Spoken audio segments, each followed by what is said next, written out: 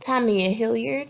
I am presenting for the Capstone project for our clinical practicum for the fall 2018 term. For our demographics, Blue Lick Elementary has a student population of about 490. 58% are white, 25% African American, 11% Hispanic, and 6% other. The population is about 80% free or reduced lunch. They come to school with a variety of needs, be it physical, emotional, or academic. And we have different systems in place to support them. We have 2 in-house mental health counselors. We have a family resource center. We have extracurricular activities like quick recall, basketball, cheerleading, chess. And then we also have been fortunate enough to have a couple of churches volunteer their time to support us. For evaluation, I use the ESEL environmental scale for assessing implementation levels. And what it revealed to us, well, to me, is that we were able to provide differentiated instruction within small group settings for guided reading. However, our core instruction is not being differentiated as much as it should. And what I did was included some of the topics within Criterion 4, the use of differentiated instruction for learning.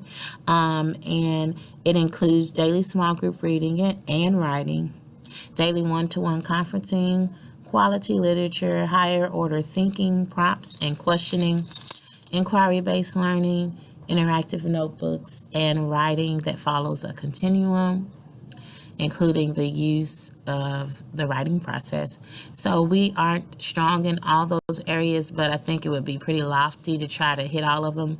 So for the purposes of the capstone, I'm going to focus primarily on the workshop model for instruction.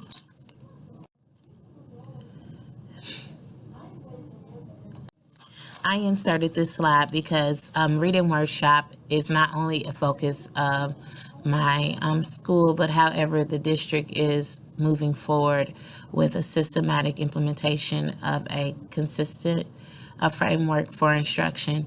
And I included that continuum for the district, and they're just showing how we can hold them accountable for making sure that all schools are implementing the new framework with fidelity.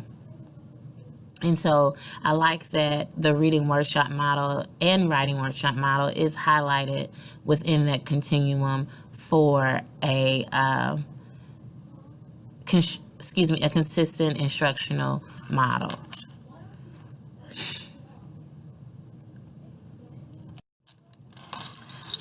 Okay, another part of my evaluation involved me looking at some of the data, and we actually been looking at data for a while. And last year in second grade, we noticed how the students wasn't retaining what was being taught, and the students weren't able to apply their learning in multiple contexts. And our CFA, which is our common formative assessments that we give weekly, revealed the same sort of data. And so, as you can see, our novices in reading, and this is the first graph, shows that they're reducing, which is awesome.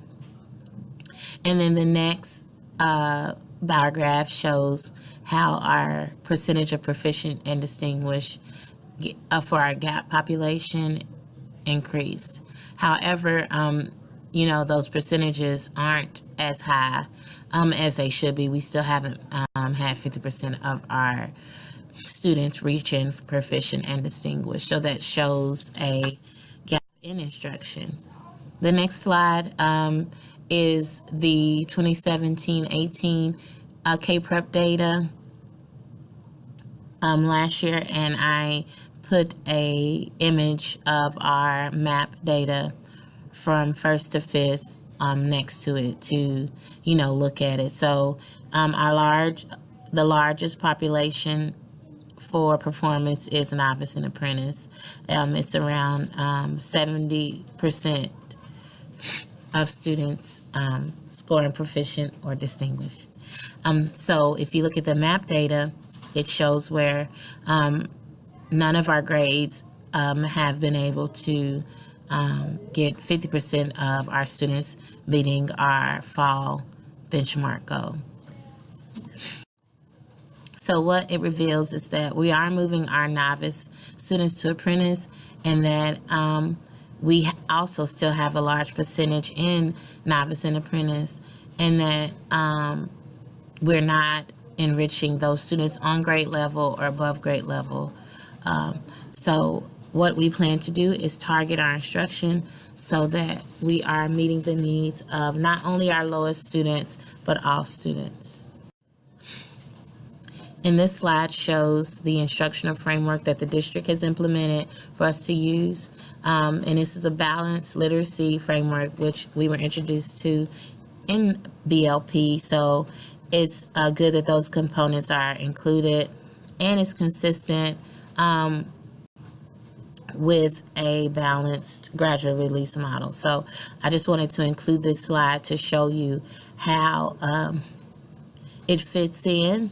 And guided reading, like I said, is not the focus for this capstone, but the reading workshop model is. Okay, so what is reading workshop? Reading workshop employs teaching methods to accomplish the goals of preparing self-disciplined readers who read and write by choice, motivating students to read and write because of a genuine interest, and developing students who learn to read and write by doing. And so basically it's set, it has a lot of high points, student choice, motivating students, increasing their interest, and developing a love for reading and writing. So we decided to pick a resource to use to guide us for implementation, and we chose Laura Candler's Power Reading Workshop. We chose this resource because it matches pretty much what we're trying to do. There are many models for a workshop, but this one was more consistent with our current reading block. And so the 5 components are whole class read aloud, mini lesson, self-selected reading, which we call IDR, which will include rotations and centers, reading response time, which I'm thinking we will just combine that with what the students are doing within that time frame for self-selected reading, and then the share time to check for learning.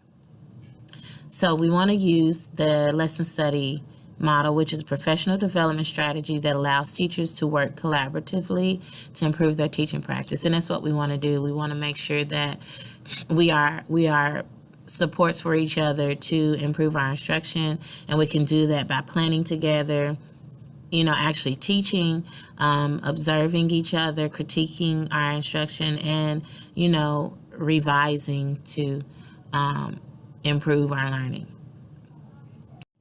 So our plan looks like a 7-week model, which may turn into a 14-week model, just depending on how long we have to spend on each component. And what we did was break it up into chunks so that we could make sure we develop each part of the workshop model.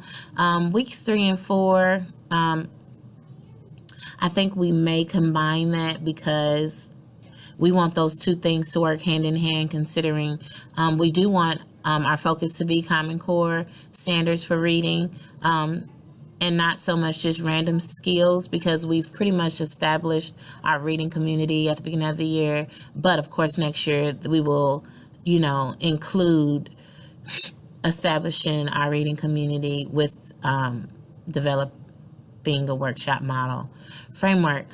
So week 1 will involve us going over our reading workshop, what it is, what it looks like. what successfully implementing it looks like, then establishing goals from there, and then focus on each component at a time, being sure that each time we meet, we talk about what success looks like for us so that we are able to implement with that in mind. So I think this will help us move forward with a workshop model. I'm excited about that because workshop model will not only apply for our reading instruction, but of course in other content areas. So I'm looking forward to see where this takes us and how much our students grow. All right, thank you.